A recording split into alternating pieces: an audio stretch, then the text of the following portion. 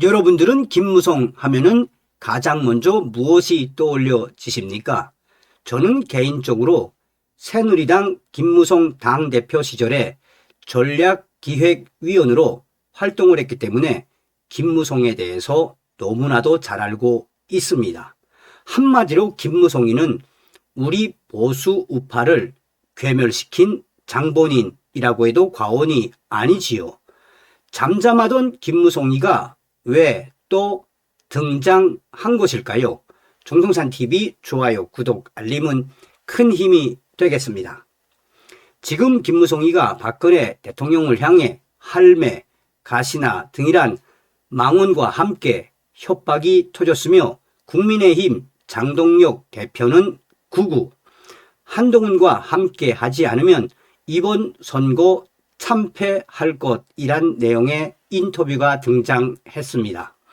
이 기사에 대해 네티즌들은 김무성을 강하게 비판하는 글을 남겼습니다.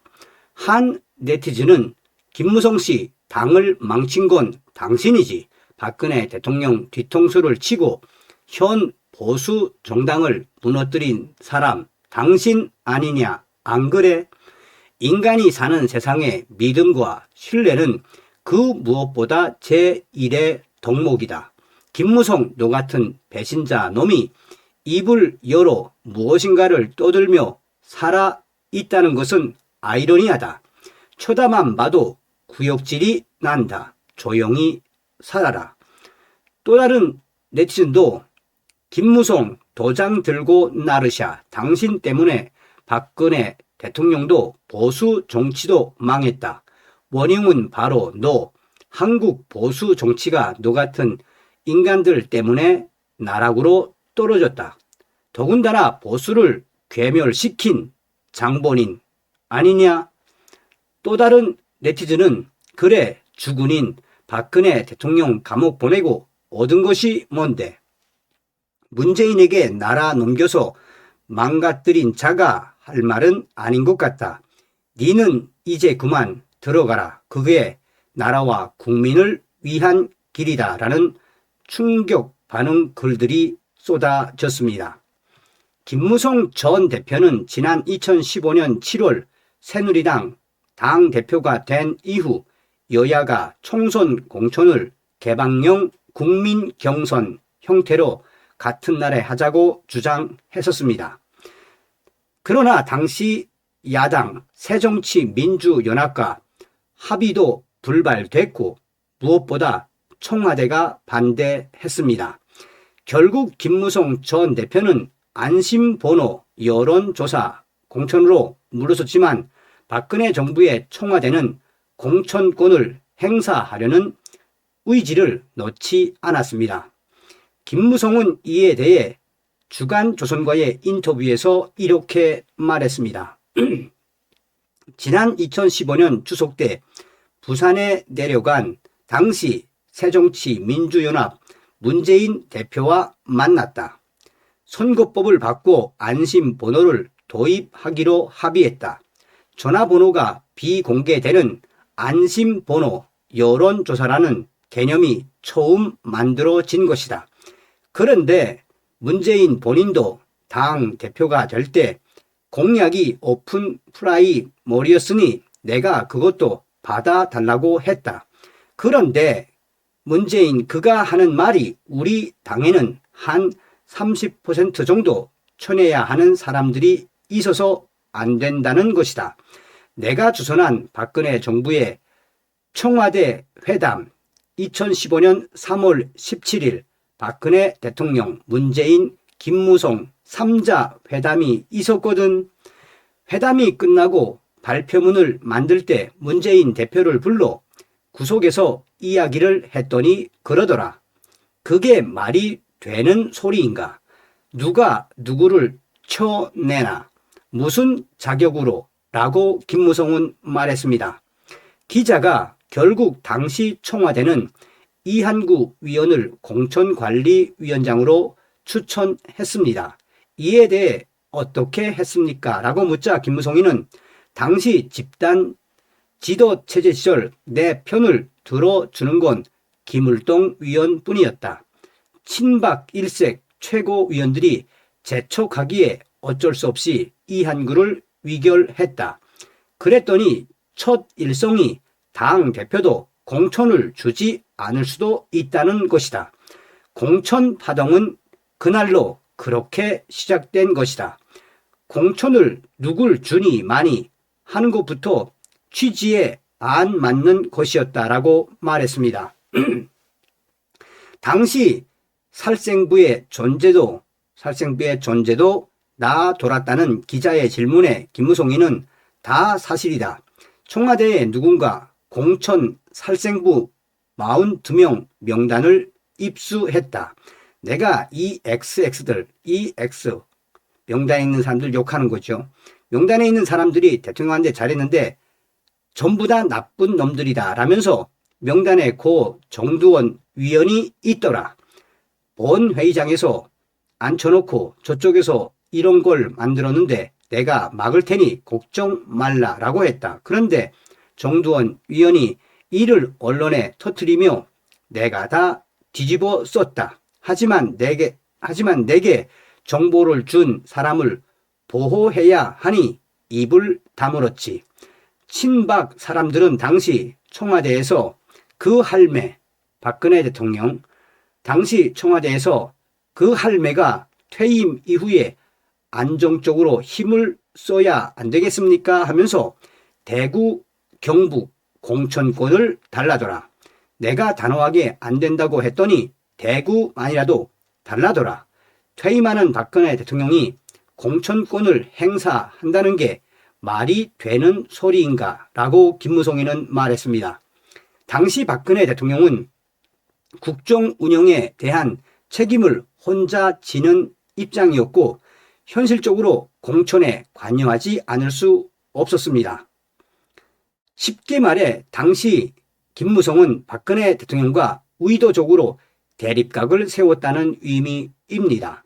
김무성은 계속해서 우리 헌법이 자유민주주의인데 대통령이 공천에 개입하는 그것이 과연 민주주의인가? 나는 개파를 만든 일이 없다.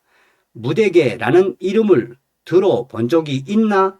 옳은 일을 하면 다 따라오게 돼 있는데 왜 일부만 데리고 가야 하나라고 말했습니다.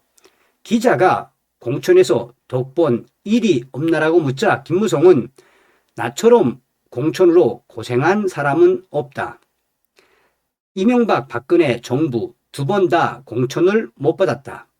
이명박 전 대통령 때는 친박 학살이 있었지만 친박 무소속 돌풍을 일으켜 당선됐다. 그 다음 박근혜가 비상대책위원장이 되니 또 친이 학살을 했다. 당장 35석을 데리고 뛰쳐 나오려다 우파 분열을 우려해 불출마했다라고 말했습니다. 당시 새 박근혜 정부 첫 보궐선거에서 김무성은 지역구를 옮겨 당선됐습니다. 김무성은 박근혜 전 대통령을 향해 할매라는 충격적인 망언 외에도 박근혜 대통령을 협박했다는 내용도 털어놓았습니다. 그는 공짜로 얻은 게 아니다. 박근혜 전 대통령 취임식 날 저녁 외빈들을 위한 파티에 오라더라. 퇴장할 때 내가 마지막으로 박근혜 대통령과 인사했다. 손잡고 악수하면서 내가 이랬다.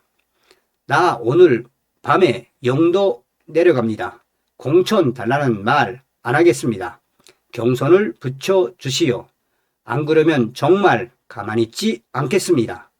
내가 영도에 내려가니 기존 예비 후보들이 모두 포기했다라고 김무성은 말했습니다. 박근혜 대통령에게 가만히 있지 않겠다는 김무성의 당시 협박 발언에는 박근혜 대통령에 대한 강한 부정의 의미가 내포되어 있었습니다. 박근혜 전 대통령과는 왜 그리 사이가 안 좋았나라고 기자가 묻자 김무성은 박근혜 당선의 공과로 따지면 나는 2, 3, 4, 5등도 없는 1등이다. 그래도 나는 절대 급신거리지 않았다. 1937년, 1938년생 선배들이 15살 밑에 박근혜에게 박정희 대하듯 하더라. 나는 박근혜에게 고개를 안 숙였다. 정치적 동지로서 대통령 만들어 주었는데 내가 왜 그래야 하나? 나는 직선적인 경상도 사람이다. 내가 다른 사람 앞에서 박근혜 대통령에게 가시나라고 했더니 김무성이 맨날 박근혜 그 가시나 그러고 다닌다고 주변에서 하더라라고 말했습니다. 이제 하다 박근혜 대통령을 할매 가시나라고 망언한 김무성의 이 발언의 진위는 처음부터 김무성이는 박근혜 대통령과 협조할 마음이 없었다는 것입니다. 선진화법 이전에는 어떻게 타협을 이끌었나라고 기자가 묻자 김무성은 나는 여당 원내 대표였다. 야당의 체면을 살려줘야지. 정치라는 게 그런 거 아닌가? 당시 박지원 원내 대표의 체면을 내가 다 살려줬다. 이명박 대통령이 전화에 버럭 화를 내며 판판이 당하는 거 아니냐고 비판했지만 실리를 다 취하고 있으니 걱정 말라고 했다. 또한 이명박 전 대통령은 당시 수시로 전화해서 막걸리 한 잔 하자던 사람이다. 자주 만나서 대화를 했다. 박근혜 전 대통령은 끝까지 나를 만나주지 않았다라고 말했습니다. 기자가 국민의힘 지방선거 기획단이 당심 70%를 기본 틀로 삼았는데 어떻게 생각하느냐고 묻자 김무성이는 70%를 기본 틀로 삼았는데 생각하느냐고 묻자 김무성이는 농구 경기가 5대5 아닌가? 근데 농구 경기를 앞두고 7대3으로 하자는 게 말이 되나? 당 대표를 뽑을 때도 마찬가지이다. 윤석열과 절연하는 게 민심이지 않나? 그런데 그러지 않겠다는 사람들 장동혁, 김문수가 지난 대표 선거에서 1등, 2등 했잖나. 그게 8대2 구도로 만들어진 것 아닌가? 지금 국민의힘 구구가 장악한 당을 국민들이 좋아하나? 그런데 무슨 한동훈 제명? 이게 말이 되는 소린가? 제명까지 할 일이 아니잖나. 한동훈 전 대표는 잘못이 없다고 주장을 했으니 밝혀야지 라고 답했습니다. 이번 지방선거 전망을 기자가 묻자 김무성이는 이대로 가면 무조건 참패이다. 볼 것도 없다. 선거 무조건 망한다. 장동혁 대표 체제에서 당이 구구 노선으로 가니 지금 서울도 부산도 안 되게 생겼다. 장동혁은 한동훈을 품어라. 그게 정치다.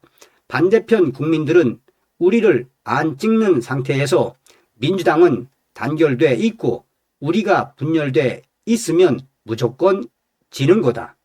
선거를 위해서라도 화합과 통합을 해야 한다. 장동혁은 한동훈, 오세훈, 이준석까지 합당은 안 돼도 연합 공천은 할 수 있는 것 아닌가. 지는 걸 알면서도 이 길을 가고 있다라고 김무성은 말했습니다. 박근혜 대통령에게 할매, 가시나, 충격, 망언, 그리고 가만히 있지 않겠다는 김무성의 협박 발언, 여기에 장동혁을 국으로 한동훈을 품지 않으면 국민의힘 이번 선거에서 망한다라는 김무성, 그가 지금 왜 또 이렇게 설치는 것일까요?